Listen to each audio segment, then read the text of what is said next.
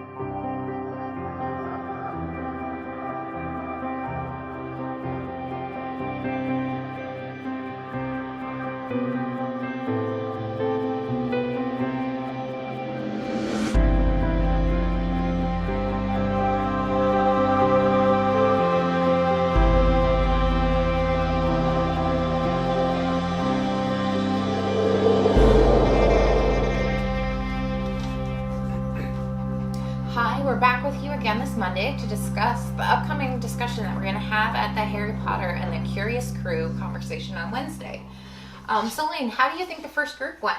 It was really fun to just hear the different stories about different people and how they interacted with the book and how they read it to their kids and things like that. So I really enjoyed it. Yeah, so there was about 15 of us, and then of course we're always welcoming more people in. So if you're interested in this topic and if you're interested just in the group, and you want to follow up, there are the original conversation from last week. That first week is on the YouTube channel now, but we're going to discuss the second week. And so, Lane, we're moving into the second book. Mm-hmm. And are there overwhelming themes that you think of when you think of Harry Potter and the Chamber of Secrets? Well, some of the things we're going to touch on, I think, deal with the house elves and things like that, which I think are really interesting. Mm-hmm. There's a lot of memory building when it comes to like the past and dealing with Tom Riddle and things like that, which I think are interesting, kind of pair with some of the things that we talked about in our class last week too. But those are a couple of things that stand out to me. Yeah, and I'm excited to hear how your class with the Jeremiah Justice Initiative will overlap with this week. But I think that we're taking a lot of information out of the Gospel According to Harry Potter by Connie Neal. The Gospel According to Harry Potter, and this is a book that you had that has now been expanded because of course you had it before all the books were completed. But in her introduction, she talks about the two predominant themes are freedom for those held captive or enslaved and the rejection of prejudice and hatred on the basis of bloodline. So she continues on page 45 if you're interested.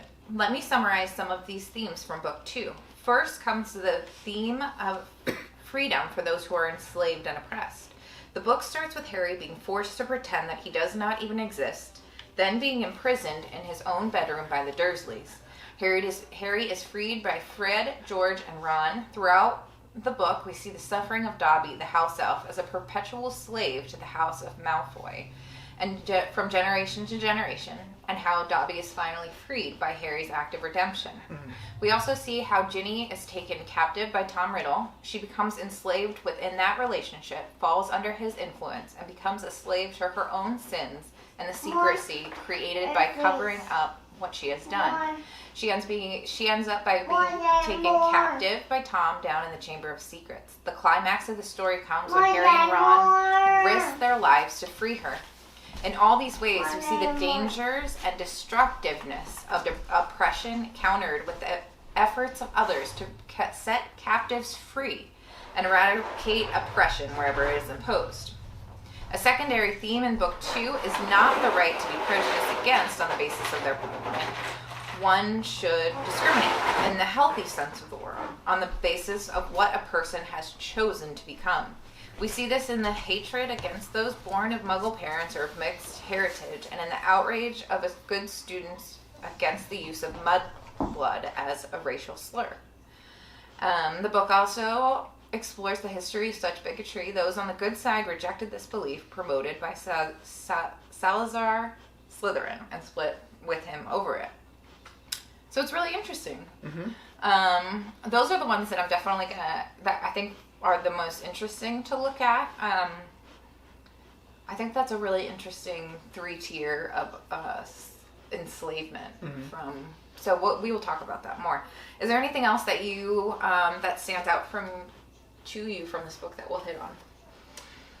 No, not really. I think that it's probably worth addressing. On this video, you've already heard a child and a dog breathing. So, due to changes in our house, we are adapting. So some of the video, audio components are going to sound a little bit different as we adapt to having another living creature in our house. So, apologies for that, but be patient with us. But it's exciting having Bentley, our 1-year-old chocolate lab, with us, and what we now call Oliver and Bentley are 2 toddlers, so you will hear the toddlers toddling around. But we're so excited for Wednesday. We're so proud of what happened on Monday, and we hope that you can listen to that conversation and join us on Wednesday if you so would choose. We hope to see you then. See you Wednesday. Bye.